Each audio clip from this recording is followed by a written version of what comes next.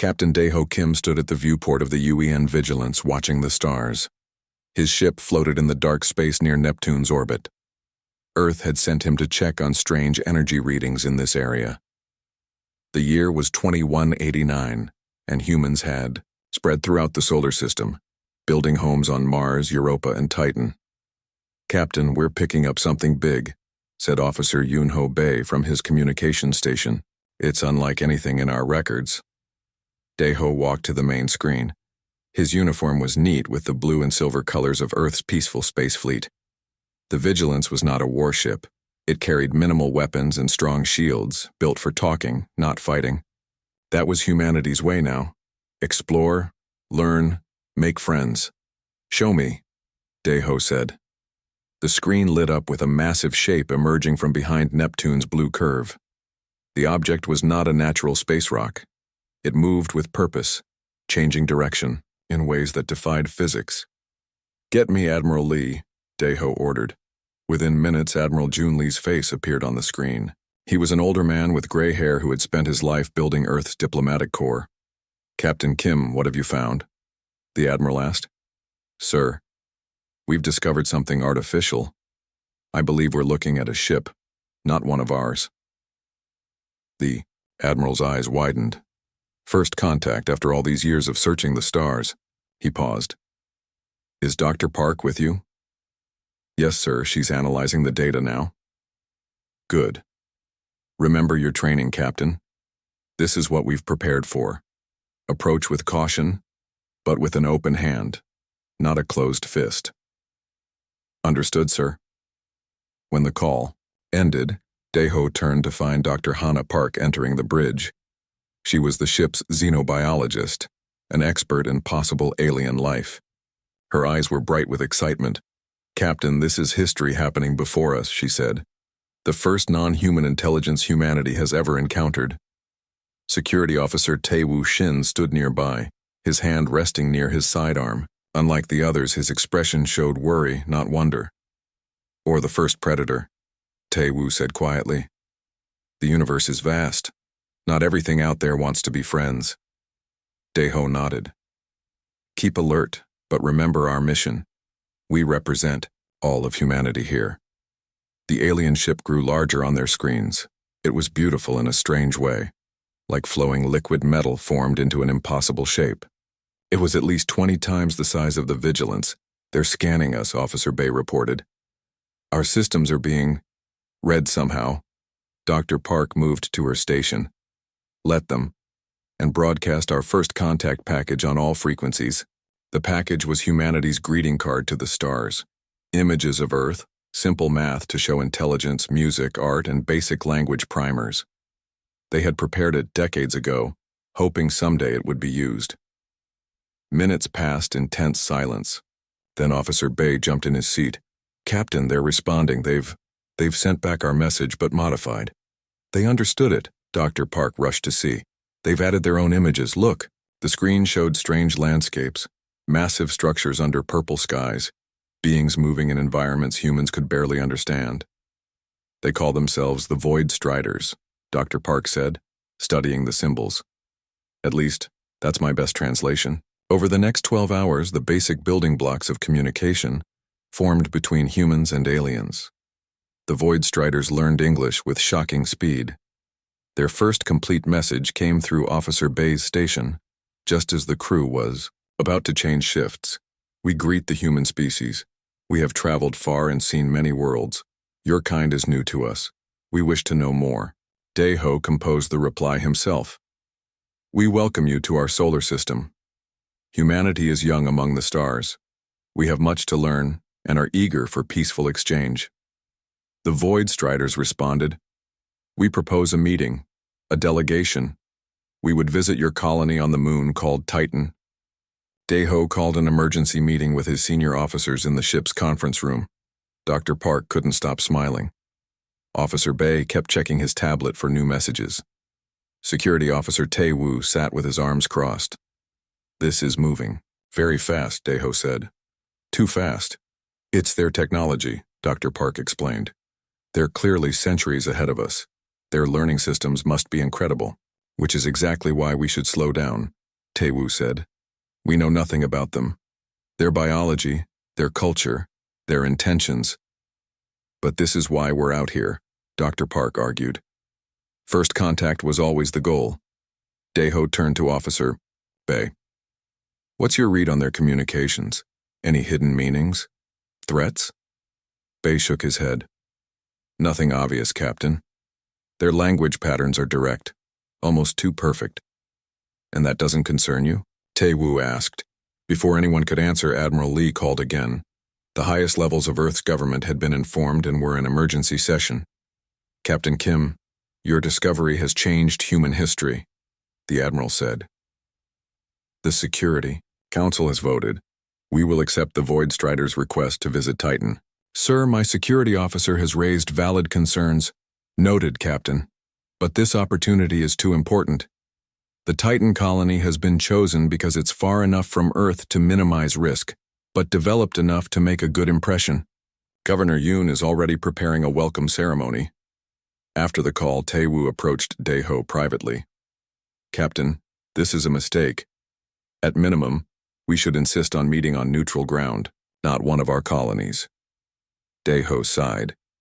I share your concerns, Taewoo. But these are our orders.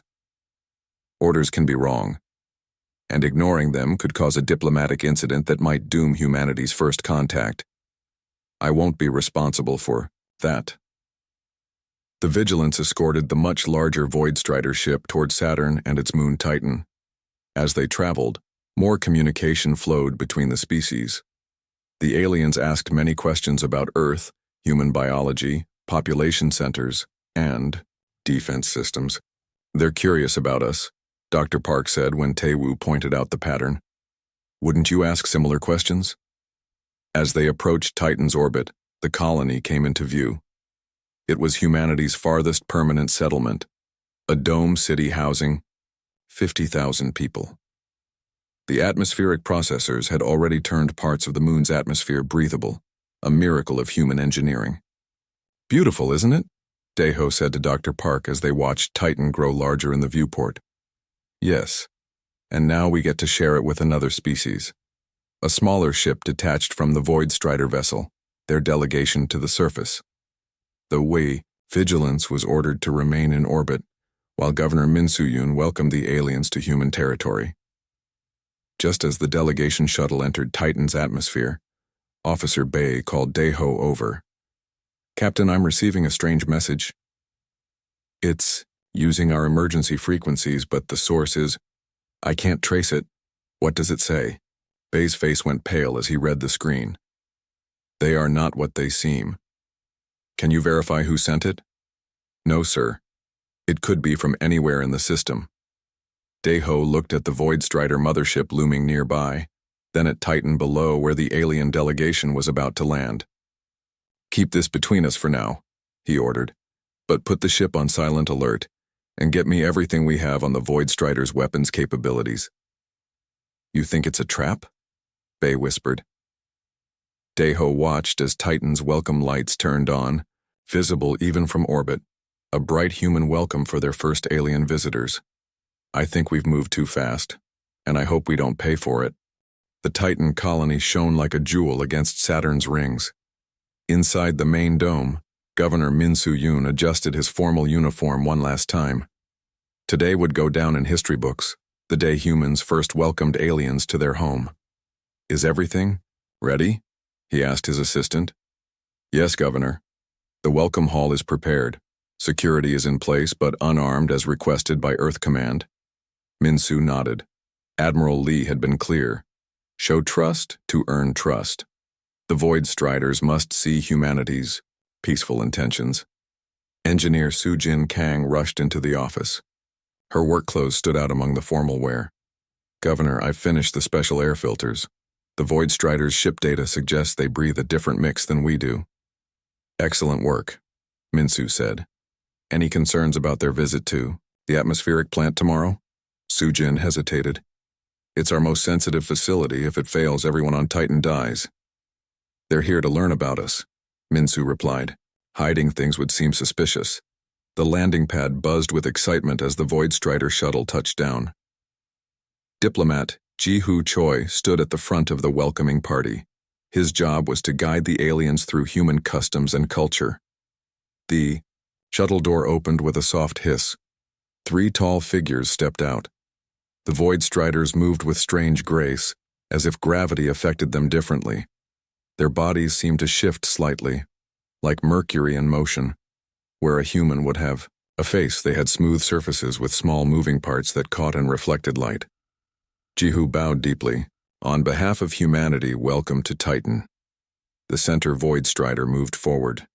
When it spoke, the sound came from its entire body, translated instantly by the devices Earth had sent ahead. We thank you for this welcome. We have traveled far and found few species worthy of exchange. Governor Min-Soo stepped forward. We have prepared a ceremony to honor your arrival. Please follow me.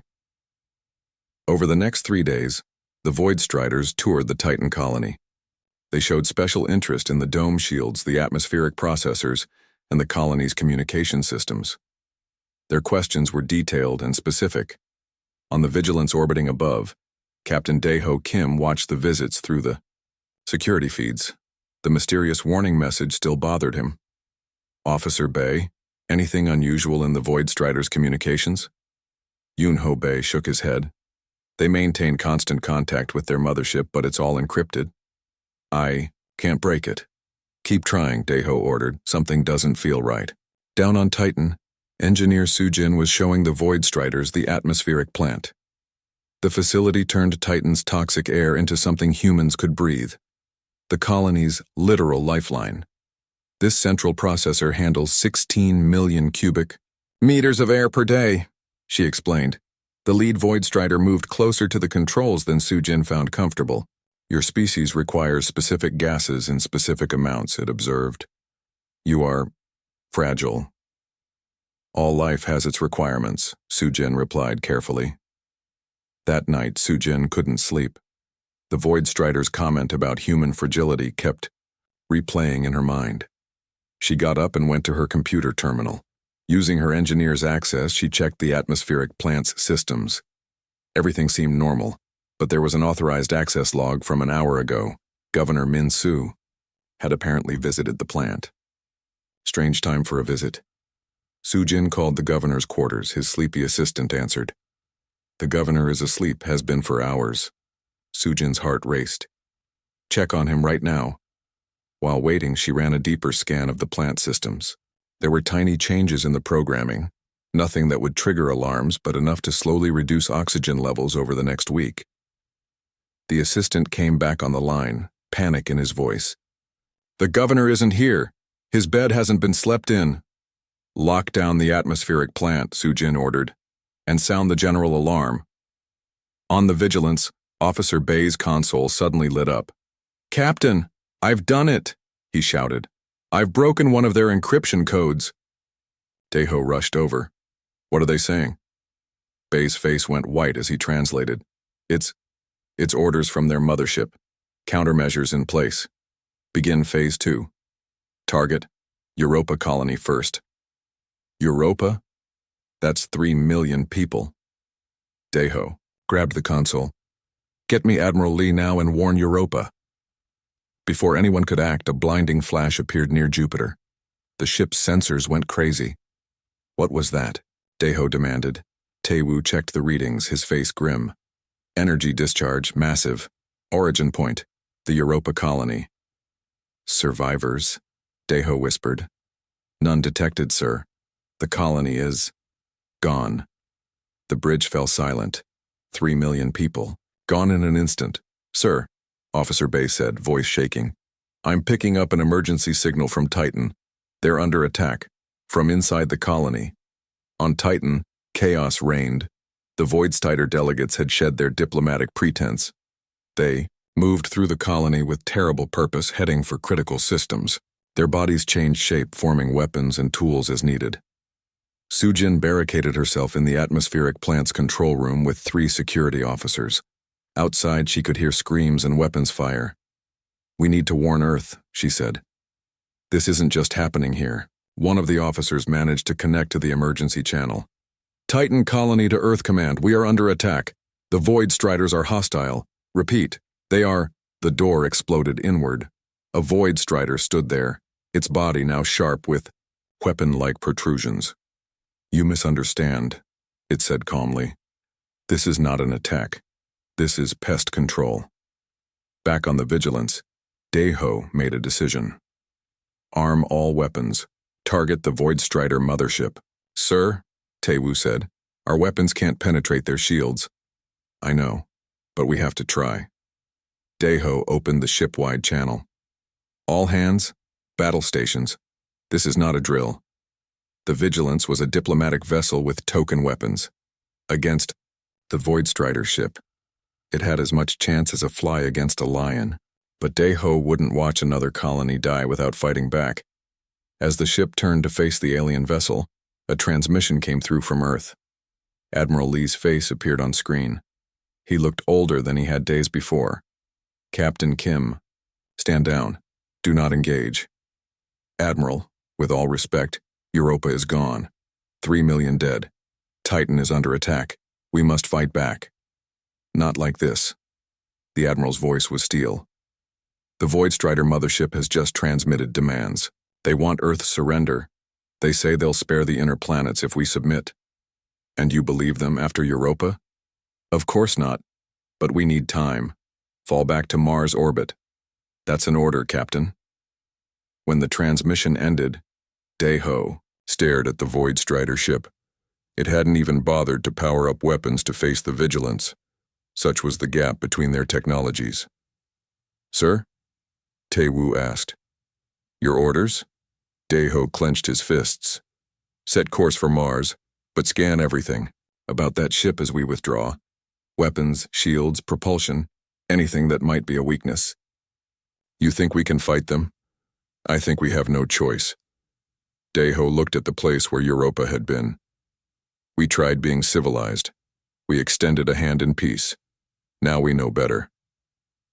As the Vigilance turned away, Admiral Lee sent one final message, broadcast across the solar system to all remaining human settlements. All diplomatic channels have failed. We are at war. 3 months had passed since the attack on Europa and Titan.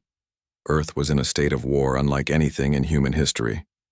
The Void Striders controlled the outer solar system and moved steadily inward. Their ships had already reached the asteroid. Belt on Mars, Commander Jiwon Park looked at the grim faces around the war room table. Once this facility had been a research center. Now it was humanity's last military headquarters beyond Earth. The Void Striders have taken Ceres Station, she said, pointing to the holographic map. Our last outpost in the belt is gone. The room fell silent. Earth had never built a true space military. There had been no need. Until now. What about the new weapons? Asked one of the officers. Jiwon nodded to the man at the end of the table. Dr. Do-hyun, your report? Dr. Do-hyun Kim stood up. His eyes were red from lack of sleep. For weeks, he had led Earth's best scientists in a desperate search for something, anything, that could hurt the enemy. Standard weapons don't work against their shields, he said, but we've found something new. Their technology works on quantum principles. We might be able to disrupt it. Might? Someone asked. It's untested, Do-hyun admitted, and we need to get close to use it, very close. So it's a suicide mission, Jiwon said flatly. No one argued. These days, most missions were. On the other side of the solar system, something impossible was happening on Titan. The colony was under Void Strider control, but not everyone had died in the initial attack. Engineer Soo-jin Kang led a small group of survivors in the maintenance tunnels beneath the main dome. They're scanning the lower levels again, whispered one of her people, a young technician named Q. Soo-jin checked her makeshift scanner. Different pattern this time. They're learning. In the 3 months since the invasion, Soo-jin had learned much about the enemy. The Void Striders weren't just visiting Earth's solar system. They were planning to take it. Humans were simply in the way. But she had also discovered something important. The aliens showed strange reactions to a particular radiation frequency present in Saturn's rings. It seemed to disrupt their liquid metal bodies. "We need to get this information to Earth," she told her group. "But all communications are monitored." "There might be a way," Q said. "The emergency beacon in Hangar 3. If we can reach it, we could send a tight beam message when Saturn blocks their mothership from view." "That's in 2 days," another survivor noted. Sujin nodded. "Then we have 2 days to plan." Back on Mars, Captain Daeho Kim stood before Commander Jiwon and Admiral Lee. His ship, the Vigilance, was one of the few that had escaped the outer system. "You want to go back?" Admiral Lee asked in disbelief. "To Titan?" "Sir, we're losing this war," Daeho said. "We need intelligence, and my ship still has the stealth capabilities we were testing before first contact." "It's not enough," Jiwon argued. "The Void Striders would detect you the moment you get close." "Not if we use the prototype disruption field Dr. Do-hyun has developed," Daeho countered. "It might give us just enough cover to slip through." Admiral Lee looked older than his years now. The weight of 3 million dead on Europa, and thousands more since, had taken its toll. "Why Titan specifically?" he asked. "Because I left people behind there," Daeho said quietly. "And because Saturn's unique radiation environment might give us answers we can't find elsewhere." After a long silence, the Admiral nodded. "Prepare. Your ship, Captain, but understand if you're captured, Earth will deny sending you." As Daeho left the room, Security Officer Tae-woo was waiting outside. "I'm going with you," he said. "It's a volunteer mission only," Daeho replied. "That's why I'm volunteering." Tae-woo's face was grim. "I warned about trusting them too quickly. Now I want to make it right." 2 days later, the Vigilance slipped away from Mars. Dr. Do-hyun had personally installed the quantum disruptor, his untested weapon that might give them a fighting chance. The ship carried only essential crew, all volunteers. "Approaching Jupiter orbit," Officer Bay reported. "No sign they've detected us yet." The ship moved silently through space, its engines dampened, its signature masked by Do-hyun's device. They passed the place where Europa had been. Now there was only debris, the remains of a colony and its people. "Radiation levels rising," Tae-woo noted. "The disruptor is holding, but not at full strength." Daeho knew what that meant. If they encountered a Void Strider patrol, they would have no chance.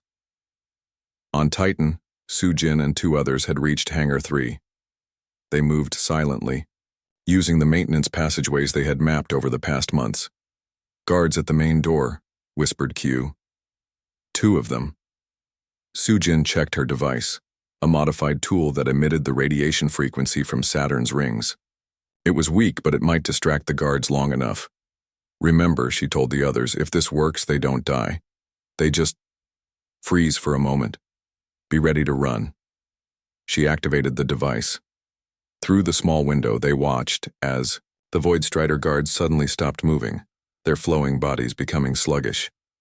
"Now," she ordered. They slipped into the hangar and ran for the emergency beacon. Sujin's fingers flew over the controls, programming the tight beam message with everything they had learned about the enemy's weaknesses.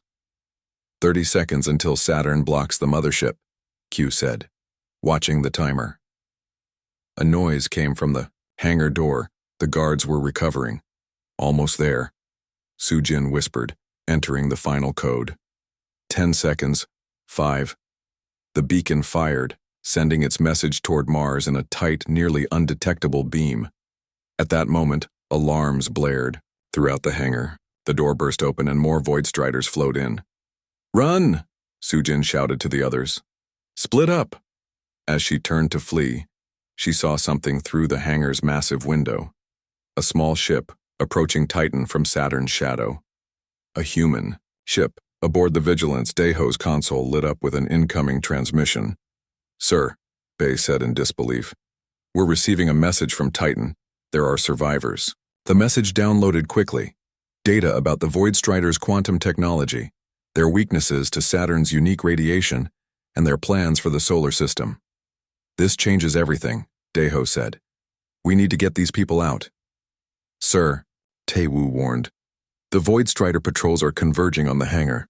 They've detected the transmission. Daeho made a split-second decision. Take us in, full speed. Activate the disruptor at maximum power. That could burn it out completely, Tae-woo warned. Then we better make this count, Daeho replied. The Vigilance dropped its stealth and surged toward Titan, its experimental weapon glowing with untested power. For the first time since the war began, humans were no longer running away. They were fighting back. The Vigilance dove toward Titan like a bullet. Inside the ship, warning lights flashed as the quantum disruptor pushed beyond safe limits. Shields failing, Officer Bay reported. Disruptor at 200% capacity. Hold it together, Captain Daeho ordered.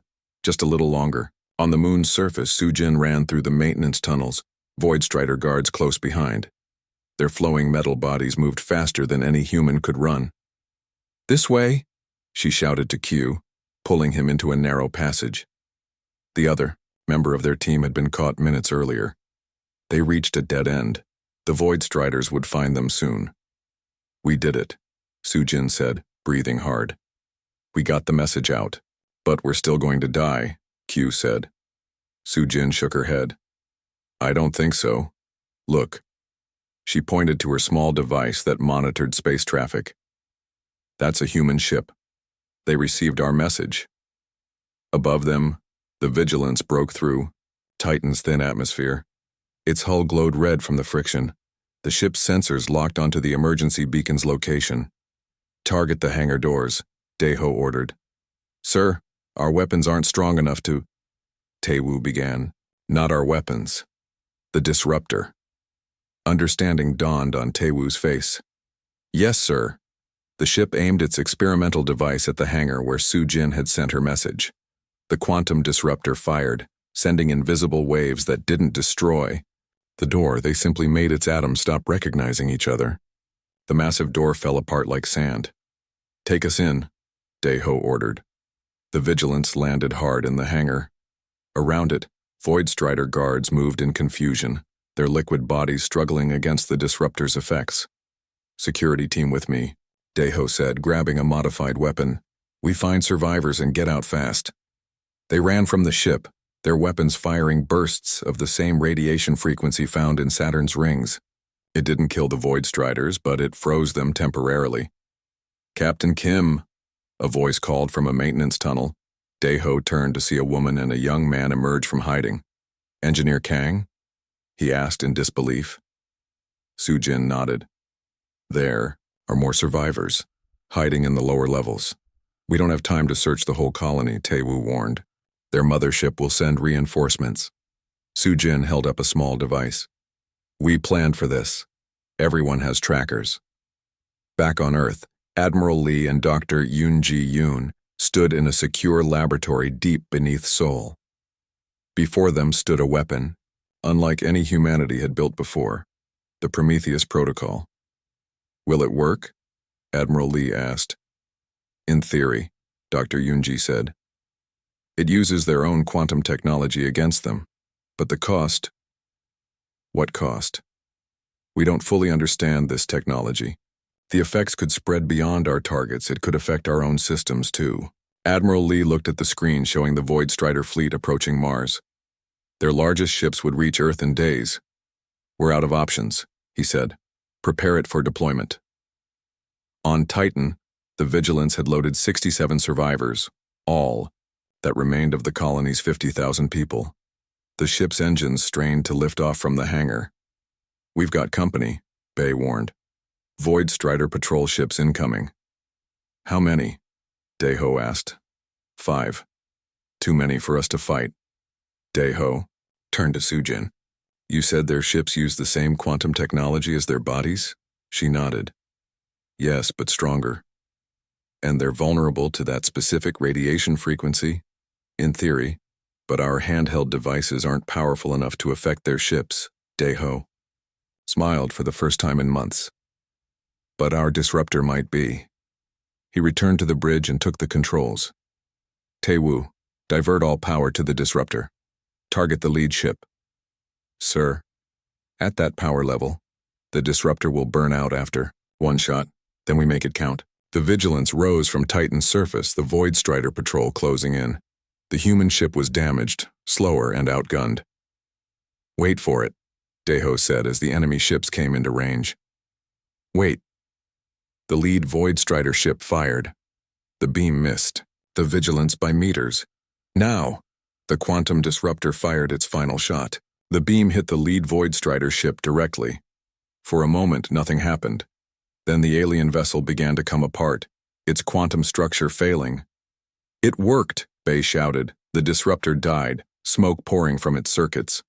But the damage was done. The lead Void Strider ship crashed into another, and in the confusion, the Vigilance slipped away. "Set course for Mars," Deho ordered. "Maximum speed." 2 days later, the Vigilance reached Mars, delivering both survivors and priceless intelligence. Dr. Do-hyun immediately began studying the data. "This changes everything," he told Commander Ji-won. "We know their weakness now." On Earth, General Hyun-woo Kang had mobilized every resource.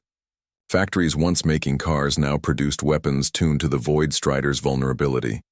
Ships meant for exploration were retrofitted for war. "The Prometheus protocol is ready," Dr. Yoon-ji reported, "but we need to get it to their central communications hub near Saturn." "I'll take it," Deho volunteered. His ship was being repaired, the disruptor replaced with a more powerful version. "This isn't just another mission," Admiral Lee warned. "This is our last chance." 1 week later, a fleet of human ships, the largest ever assembled, left Mars orbit. Leading them was the Vigilance, now armed with the Prometheus device. Their target was the Void Strider's quantum communications hub, which controlled their entire fleet. The battle was fierce. Human ships, though outnumbered and outgunned, fought with desperate courage. Many were lost, but they created enough chaos for the Vigilance to slip through. "We're hit!" Bay shouted as the ship rocked from enemy fire. "Keep going," Deho ordered. Beside him, Tae-woo worked to keep the engines running. They reached the hub, a massive structure floating near Saturn. "Prometheus device ready," Soo-jin reported from engineering. She had insisted on coming to see this through to the end. "Activate," Deho ordered. The device powered up, sending waves of energy that matched the Void Strider's quantum frequency, but in reverse. Throughout the solar system, Void Strider ships suddenly lost power. Their weapons died. Their shields failed. On the Vigilance's screen, a message appeared, a request to communicate from the Void Strider hierarch, their leader. "Accept," Deho said. The alien's image appeared, its flowing form now rigid with what might have been fear. "You would destroy us?" it asked. "You gave us no choice," Deho replied. "You killed 3 million of our people." "We have encountered many species," the hierarch said. "None have ever defeated us. We thought you weak." "That was your mistake," Admiral Lee said, joining the call from Earth. "Humans tried peace first, but we excel at war when forced to fight." "We will leave your system," the hierarch offered. "Yes," Lee agreed. "You will, and you will carry a message to any other species that might threaten us. Humanity prefers peace, but we will not accept extinction." As the remaining Void Strider ships retreated from the solar system, humans began the long work of rebuilding on Europa. A memorial rose where the colony had once stood, 3 million names engraved in stone. Deho and Hana stood before it, 6 months after the war ended. "Did we lose something of ourselves?" Hana asked. "By becoming so good at violence?" "No," Deho said, touching the memorial. "We didn't change. We just remembered what we've always known. Humanity's greatest strength isn't our technology or our compassion. It's our absolute refusal to accept extinction." Above them, new ships rose into space, some for defense, but most for exploration.